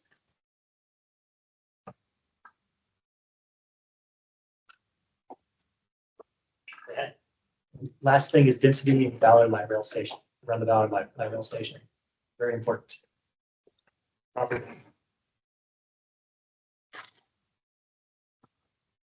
We know where the Ballard Light Rail Station is going to be. Is it, say, is it 14th and Market, 15th and Market? 15. I'm joking because in West Seattle, we have no idea. Yeah, you guys are losing stations. We have extras. That's fair. Okay. All right. Do we have any other comments on urban centers, regional centers? Maybe one. Just the economic development aspect of these centers, you know, if it's about services and stuff, there is this economic development component that I think sometimes we talk less about. We've got housers and transit people here, self included. And I know we've touched on the grocery stores and all this other things, but because there is a jobs component to centers that are really important and vital. And in addition to that, there's this ground floor retail in all of these buildings and vacancies, right? So how are we re-envisioning our utilization of our ground floors so that they're still these great communities, folks like walking down the street, and we're pushing the city to sort of solve or plan for cracking and that these large floor plates, commercial floor plates that are just sitting vacant, unused, and put some of them to better use than just art activation in the long term. Right? This is like long range planning. What is the long range vision for mixed use in Seattle and these centers? I don't suppose it was something with design. Sorry, put it out vertical. Okay. All right. Like a balance for commissioners. Yeah. I can defer. Okay. All right. Veronica. Sorry, I have a question, comment. I was wondering if there's a way we could make what the EDI investments in different parts of the city might be, make that aligned with the planning around regional centers and what the vision for those communities might be, and then kind of make it easier for those projects to kind of happen, especially because I know like a lot of them are community serving uses that get lumped into community center or commercial code when they're actually small and could fit under residential standards. So if there are ways to make through implementation the EDI projects that are aligned with the vision easier, and that would be a cool way to connect those two. I'm just gonna react to that. There's also community priorities that go unmet because of state constitution prohibits the skip of public funds. And I'm really excited about this new partnership that the city has with Grow America, where they're doing shared ownership and trying to figure that out. But also, what is it that is not, what needs are not being met? And is there, I don't really know the answer to So like, what should we be doing with the long range planning to help make sure that like, if a community says they need a grocery store, if the community says they need a bank, or whatever that thing is where people have been trying to innovate and kind of getting a no, how do we make sure that those neighborhoods are resilient and are planned for in advance that provides that like the viability of those uses. You know, if a bank's not, bank's that's not a great example, but if a grocery store's not coming in because they in order for it to be operational and it's a square footage, then how are we working through the long range planning and centers planning? Isn't that EDI though? Isn't the idea that the city would come in to help centers and areas become more equitable through developments the community prioritizes? Oh, maybe not. Oh, it could be. They fund specific projects, right? Yeah, it's more project based. It's a competitive. Do you see a lot of housing can projects? Yeah. Because that's where you're for a whole tall project to get off the ground. You put housing above it and you put something below it. But then the nonprofit organizations traditionally have had to go out and do their own private funding to get their community oriented use on the ground floor launched. If it's not, if there's limitations in the way the government can fund it. But it feels like EDI is a really great way for, if we're saying that certain centers need certain services that are community oriented and that the market is not producing there. And if we have a mechanism to invest in certain developments that could contain those facilities, it's like maybe long range planning, EDI could work. And I don't. No cowboy here. But I'm not sure if the community priorities that you're talking about, I don't know how those relate to because the EDI program puts out an RFP, people respond to it, then it involves capacity building and it's a longer term, like a 6 to 8 year term because it involves capacity building and then site acquisition and all this. The community priorities that you're talking about are different. well, yeah, because we haven't figured out a way to do that, so we can't. Okay, so you're not talking about an existing program of identification. Correct. Okay. Correct. I'm just thinking of like, you know, the other barriers that we encounter that we don't see we don't see those types of projects in pipeline because government can't fund those things. Yes. But if it's a private market that's gonna have to come in and deliver those, how do we create an enabling environment, zoning, strategies that at least don't put up barriers? Maybe it's like about barrier removal more than it is anything else. I don't know. I don't even know if it's a good idea. There's enough EDI work to be done, that maybe that's a distraction. EDI.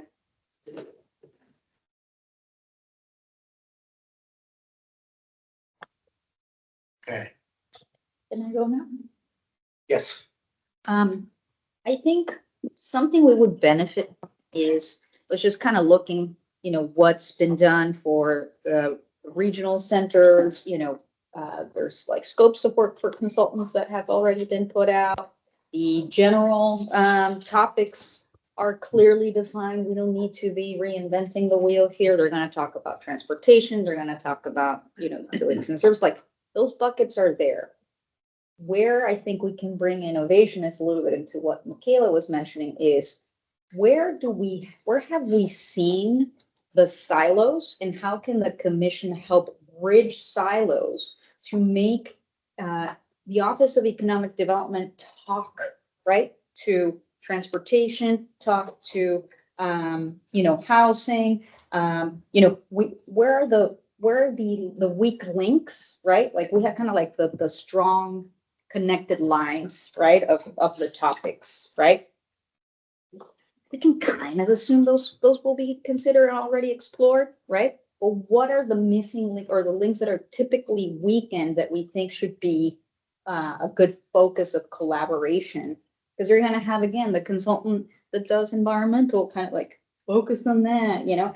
So how do we force a conversation, right? So that each team kind of brings in that cross-discipline integration of strategies. I don't have the answer, but I think that's kind of what we might want to be thinking about in terms of some of the topics. Do we know enough about the inner workings of collaboration within the city to be able to identify that? Ironically, I think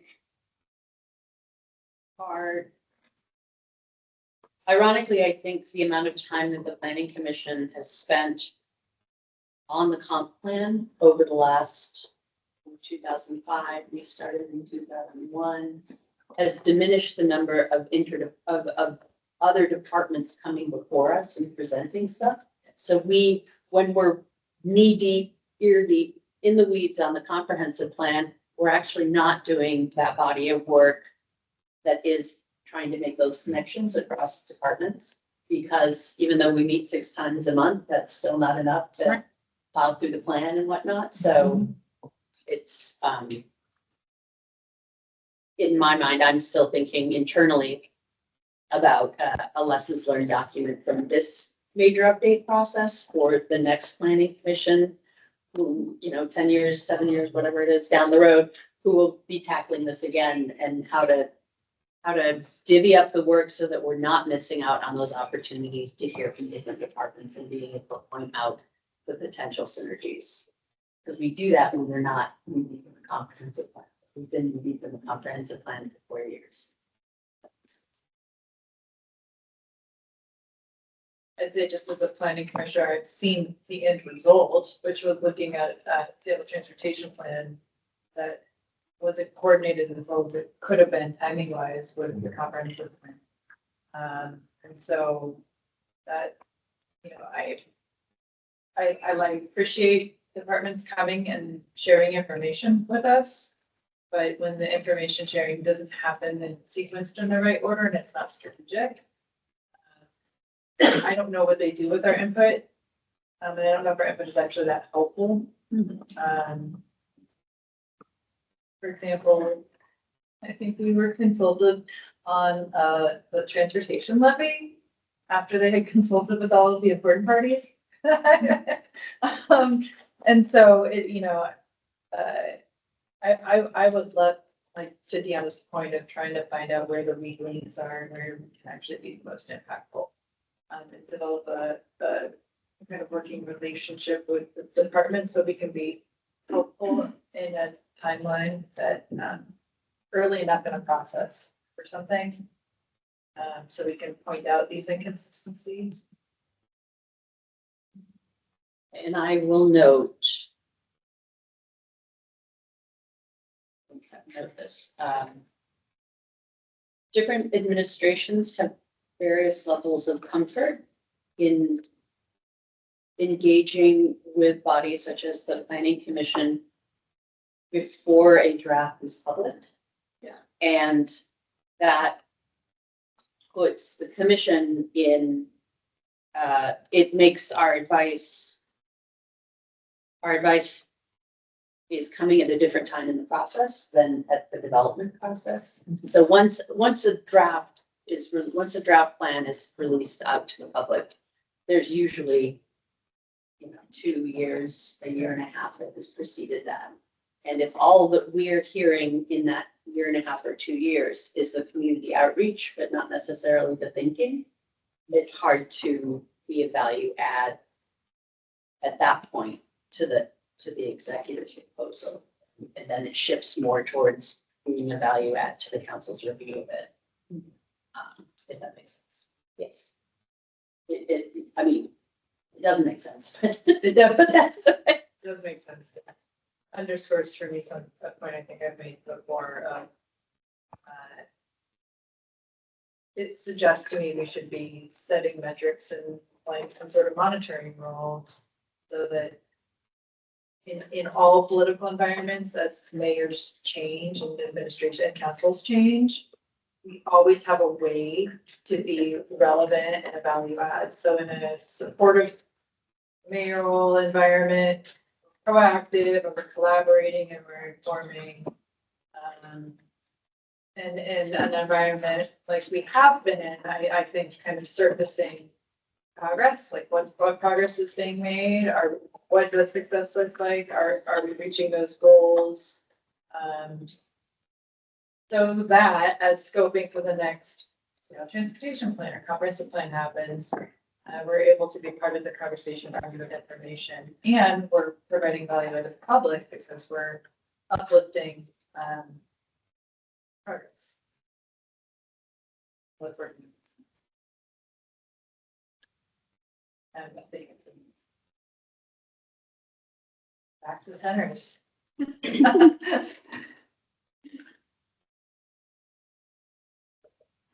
CO? Sorry, this is not related to all of that.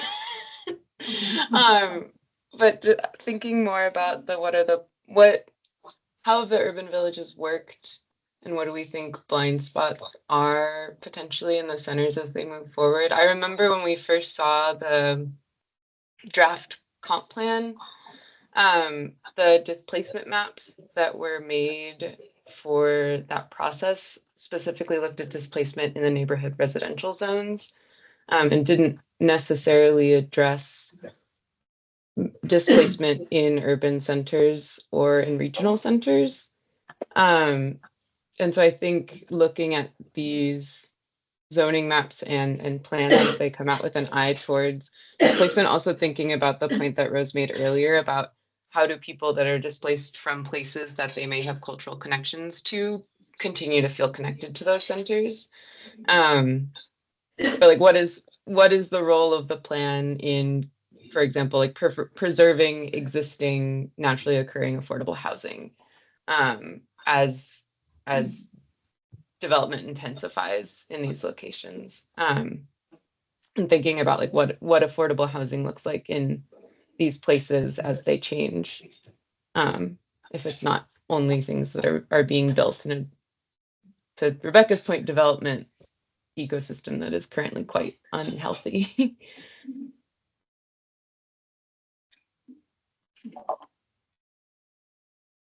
Second. This is actually the point that I had before, but I put it down. Wait for it, but Theo brought us back, so thanks, Theo. I don't know if this is, I don't know if how this is considered, but I would love to see like a publicly owned land overlay for these two. I think it's really important to the city in the implementation of what they want to see in these centers, use all available resources to be proactive in seeing that happen. And I think public land is a really good tool for that, especially paired with something like the EDI, especially paired with something like affordable housing development, like the laundry site, their ability to really design outcomes on that land. And it doesn't, obviously the city's not going to have a ton of like really beautiful developable parcels, sure, but they have a lot of, less, I don't know what the word is, like less good, like city owned land that we can do something with. And the city has tools that they can use to activate that land, or at least, dispose of it in an equitable way to community groups for community priorities or whatever. So I don't think that like all falls in the long range planning element for whatever centers we're talking about now. But I do think it would be very helpful to see the city considering what its own resources are land-wise and how it could be most effectively paired with other existing incentives and tools, especially for anti-displacement and community-led development.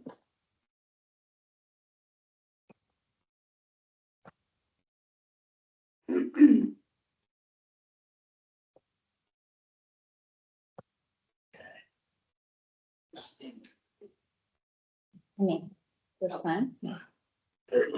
There's another topic. Okay. I see Michaela's typing. Oh, no, I was Okay. just going back to the chat. Okay. His name is chat. Right. Well, what I would just say is for transportation, that's my lane, the lane, all these artificial boundaries, right, of this is downtown and this is, the centers. I would love to see a detailed analysis, right? We consider these centers like a city, like they're a city on their own. Let's imagine that they're their own bubble, right? We should, first figure out the corridor connections to the others. That's kind of like when you think about the transportation, if we follow what the Dutch, which have, I'm sorry, they're the best, right? The Dutch have established a very clear approach to doing their transportation planning and hierarchy, right? So you have we can think even here, right? Like we have regional highways and we have, et cetera, all the layers of like arterials and then secondary streets, et cetera. Do we have, right? Do we have within the actual center, the regional center, right? Highlighted the correct connections to other centers. Then B, the internal connections, right, to key destinations, the hospital within there, the transit stops for light rail, right? Do we have kind of like the hierarchy of connections that need to happen, right? And are we assessing, again, through this mode shift vehicle miles traveled lens, like the VMT target for the regional center, right? That's kind of what typically we've been doing for downtown for forever with, Commute Seattle, right? Like all the incentives that are supposed to kind of make sure everyone comes down by tram, et cetera, right? They have other kind of components that can have assumptions. Is the form of the streets and like the transportation plan within the center articulating, a vision for traffic calming, for where we're going to be able to do the, Barcelona mega blocks, and the idea that is nascent and Seattle has an interesting take on the low pollution neighborhoods, which I'm still curious to see how that will evolve. But can all of these, what would be the low pollution neighborhoods within the regional center? And, are we having at least the basic architecture of, the blobs and the connections? Allegedly, it's in the STP. Do they actually respond to some of the key things that we're talking about connecting to, the 15-minute city with it? I think that would be a lens to look at for the transport.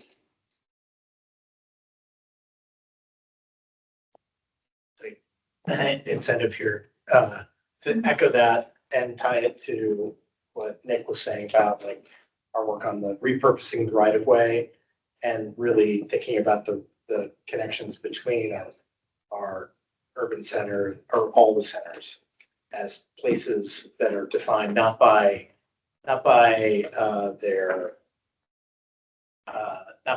how much housing is there, but I think your metric of the people throughput and the quality of that connection for the experience of the people that are through that space is more important than we think. Than thinking about the corridors as like yet another way to load up for potential, more housing units, right? And rather than having, putting in this case the I don't know which is the cart, which is the horse, but so much of what we've talked about in the last few years has been about housing, and this next phase where we're talking about centers gives us also the chance to focus on the transportation aspect, which I think has gotten a little bit lost in part because of lack of coordination with the STP and lack of metrics. And they don't even show up on the map, and there's not this sort of tight linkage that shows all aspects of the plan. I just really want to be able to go from my neighborhood to another neighborhood, from without having to get in a car, feel safe. And User experience. yeah, exactly. Can I guess, Andrew? I And guess so. Yeah. creating great places with it, right? And so it's not just about throughput, Right. but it's about investing in making great places to live as well, or play, right? A lot of these places are places that are visited by folks from around the region. And so thinking about that experience within matters just as much to me as, and even like all of the people who will be living in the corridors, right? Like, we want to make sure that those are great spaces as well. And all ages, from the kids to the seniors to the. Right. I would say like the housing is a totally different discussion. It's not should immediately start the placemaking of these connectors. Yeah. Of those open spaces. And I think our creative lending, and I just mentioned the name of the repurposing the right of way. Yeah. And just thinking through the public realm as a space that requires investment and thought and intended. Yeah. And what is that experience at the first ground floor level within a community, and how are you getting around?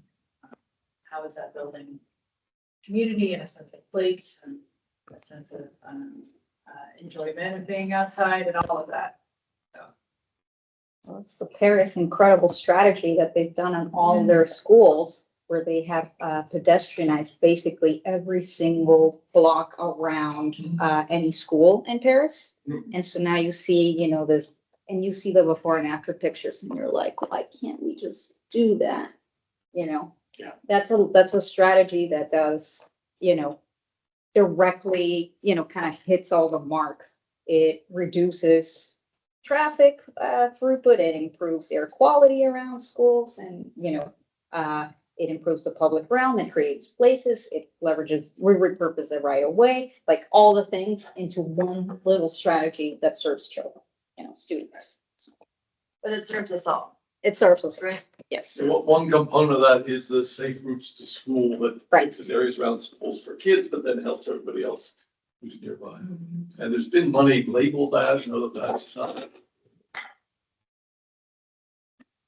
Problem is that schools are not in the jurisdiction, because what ends up happening, and I have a project in Los Angeles right now with a huge elementary school, same problem. We started looking at how to make this corridor multimodal in front of this elementary school. And we ended up just in literally 2 meetings with the principal.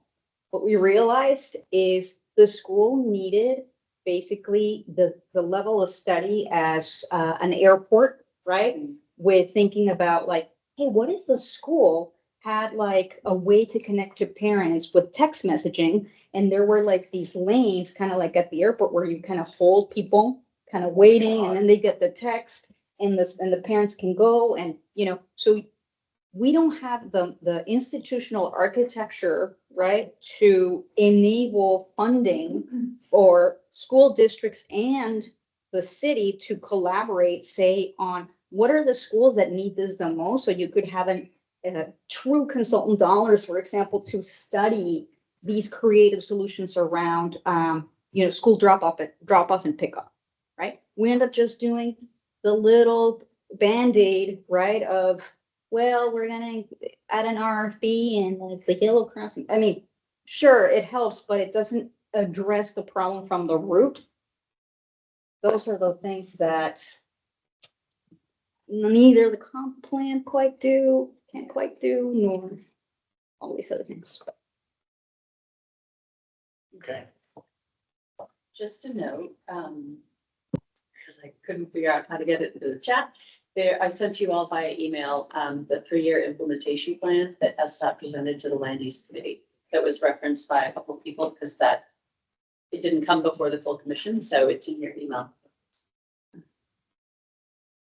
I had a comment, if we're thinking about blind spots in regional centers.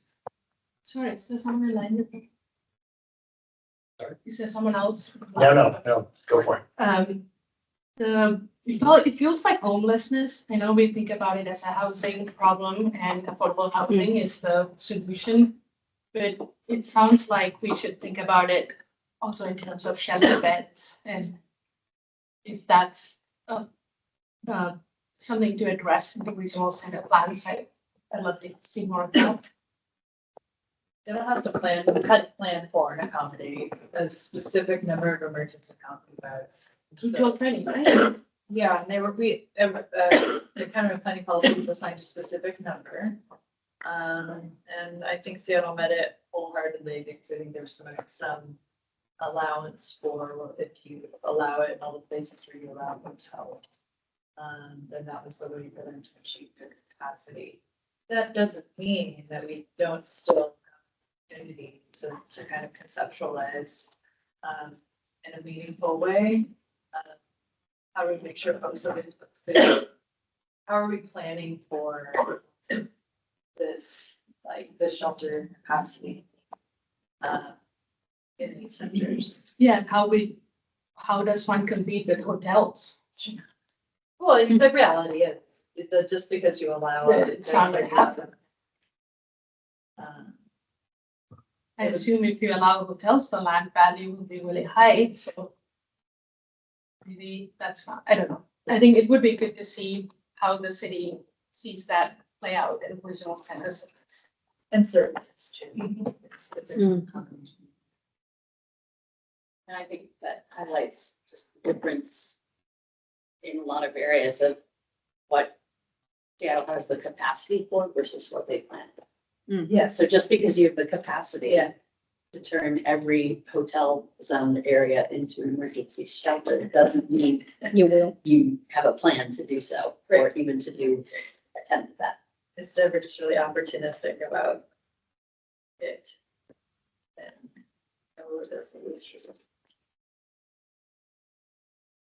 Can I make a point, just Matt's point about housing and where we started, which was the idea of 15-minute city. And I know that's a term that I haven't figured out what the alternative, what we're supposed to be calling it, because I know that's not the best political term, but it encompasses what we're talking about. But Matt made the point, like, you got to think more than housing. That's where we started, maybe, and trying to hold ourselves to that, remind ourselves of that, by looking at this through the lens of the 15-minute city, which is housing plus, right? Housing and everything else. So I think that's a good way to kind of remind ourselves through what the lens is that we're looking at this comprehensive plan. So it's more than housing, it's housing and everything else. And from what everybody's been saying, the centers seem like especially important there. Because it's housing plus everything else. We just need to make sure we're not putting too much focus on just the housing aspect. Most complete and connected communities. Access. It's the Access. what I would say is 15-minute means access in 15 minutes, right? So what we're talking about is accessible cities. But since accessible means accessibility from the perspective, right? But it means access to opportunity. Access to opportunity in 15 minutes, walking, biking, or transit. Let's see. Is there anybody online that has been dying to jump in that we have ignored? I want to make sure that everyone has a chance. It's so nice to be in the room. We're having more of a conversation and less of a structured chat here.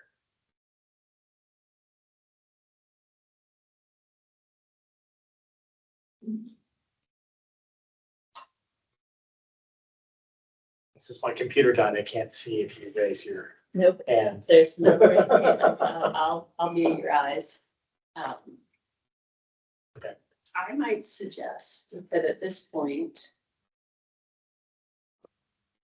unless others have other things to add, I feel like we've covered a lot of bases, and at this point, staff needs time to synthesize it and then present it back to you all to make sure that what we synthesize is what you heard. Doesn't mean we have to stop talking, but Dylan took our prompt. He's like, Come on here. Right, yeah. Quick before they go home. Question. Is there any city department that has an assessment? Because folks came in to talk to us about grocery stores, but I also think about things like plumbers, electricians, like tradespeople, like when we talk about services and how goods and services move around the city, I'm curious about the rest of the picture of like commercial needs that are not fixed to a place, but that are necessarily helpful. And I'm trying to think if we've had a presentation. There's not really been a focus on that. And when I think about like maintaining places, I think, well, how do we get people to these places? We've talked a little bit, I think, as part of free conversations, but I'd like to know more about the realities for folks in these types of jobs. Yeah. I can't think of a city department per se. I can think of unions. Yeah. And something that I thought of earlier, SDOT in their presentations, in past presentations to us around freight, have talked about collaboration with the Freight Mobility Lab at UW. And it's been a while since we've heard from SDOT on freight mobility, and it just clicked in my mind as you all were talking earlier. It might be worth actually asking for a briefing from the Freight Mobility Lab. Yes. And asking those sorts of questions of what are you studying, how are you studying it, and just sort of repeating the very question that you have. How do you address the needs of individuals who are on the move all day with their plumbing truck or their electrical vehicle that they're using to service not only individual residential units, but apartment buildings and whatnot. So I think I know. The Department of Economic Development. That might be another. Hard to reach out to. Yeah, that'd be really interesting to see how they think about this and what's on their dance card for next year as a coordinator. The most important thing in the transportation approach for sub-area plans, parking policy. If we don't center the travel demand management strategy for regional centers, meaning if we're inviting more cars into regional centers, none of the things we're talking about the corridors, it's ever going to happen. The only, we need the carrot and the stick for this. The carrot is the bike facility, the transit, right, in a way. And the stick has to be a progressive, flexible, but clear parking inventory on and off street in a very tough conversation. And I know how tough it is because the majority of the transportation dollars come from parking, right? And there's a lot of fiscal challenges around how to reconcile kind of that with the realities, right? Of restricting that, right? But truly at the heart of regional center and urban center planning is a comprehensive parking strategy to establish the capacity of how many cars we're welcoming into these areas. And that's the foundation. Then we can talk about corridors, and we can talk about mode split, but that's the main thing to focus on. And we should be having discussions about parking districts in these areas. I'd be curious about automated vehicles as well. I'm sure we would a briefing about that, but like, I heard that they increased just the number of cars moving along, but they don't need to park. They'll just keep cruising. 20 minutes. But they take up space and they are counter to people's streets. Like a lot of cars on McDonald's. So driverless people. Driverless people, okay. Also, just like the loading and unloading and deliveries, that our commercial districts go, but also serve all of the residents. Curb space management Yes, strategy, there we which go. is the Thank you. That's wonky what- term. that The public doesn't it's like not a good word because it's awful. But it's curb space management. I think that's not even as a document called groups. Yeah, no, I mean, it is the thing that should be, it ties in freight, it ties in what Sia was mentioning about the vehicle size. It ties in Drop-offs. deliveries, it ties in, right away, reallocating right away.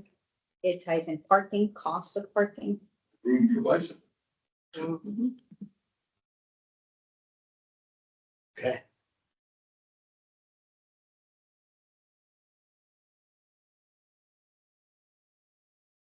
All right, I think, yeah. I don't have any more paper left. That's